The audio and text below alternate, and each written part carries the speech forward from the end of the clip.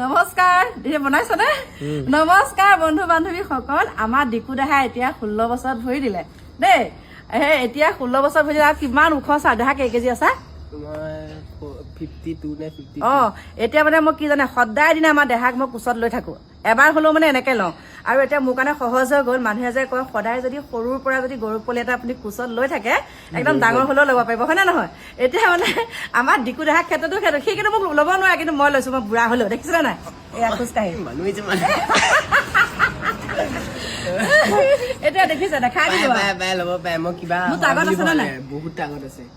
কিবা পাঠিবাকে পাঞ্জত হৱা দিয়া আপুনি মই হৰুৱাই দিওঁ গতিকে একদম দেখা পাইছে একদম পৰীক্ষা পালেহি পোৱালি কিন্তু এতিয়া সি ফটো উঠাত ব্যস্ত আৰু আমাৰ আৰ্শিকে কৰি আছে ভিডিঅ'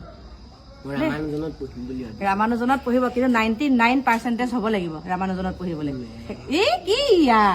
আৰু এতিয়া বাইক চলাই দেই মনে মনে পাপাকৰ বাইকখন মানে দেউতাকৰ বাইকখন চলাই